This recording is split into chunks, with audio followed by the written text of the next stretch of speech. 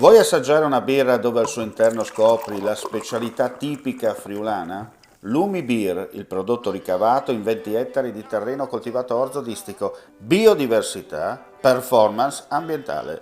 Lumi Beer nelle sue 5 versioni disponibili, 4 per consumo veloce e dissetante e la versione Magnum per intenditori. Lumi Beer si abbina a qualsiasi palato. Lumi Beer è un prodotto esclusivo Azienda Agricola Pancera, il buon seme, i buoni frutti.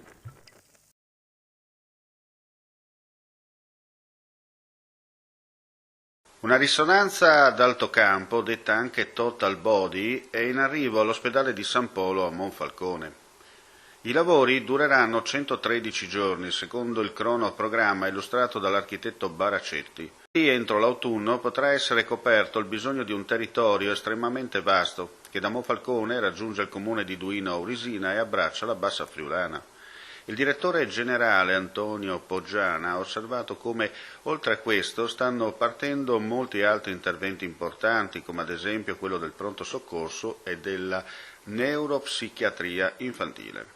In conclusione del suo discorso, Anna Maria Cisint, sindaco di Monfalcone, ha dato spazio ad una visione avanguardista riguardo alla figura e agli ambiti di competenza della sua carica. Credo, sottolinea il sindaco, al giorno d'oggi debba seguire sia le tematiche tradizionali che quelle che non sono proprie per legge. Sanità e lavoro sono al centro dei miei pensieri e delle mie priorità e per questo cerco di spendermi. Presenti all'incontro, insieme al primo cittadino, il direttore generale della SUGI, Antonio Poggiana, il direttore e responsabile del reparto radiologia di Gorizia, Piero Pellegrini e Paolo Cassetti, il direttore del Dipartimento di Assistenza Ospedaliera, Daniele Pittioni, e l'architetto Baracetti.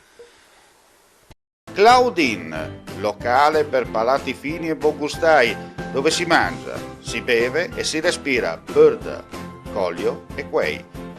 Sono Claudia Zano e vi aspetto con le mie specialità. Cosa aspettate? Claudine, food, wine, music e sei in pole position.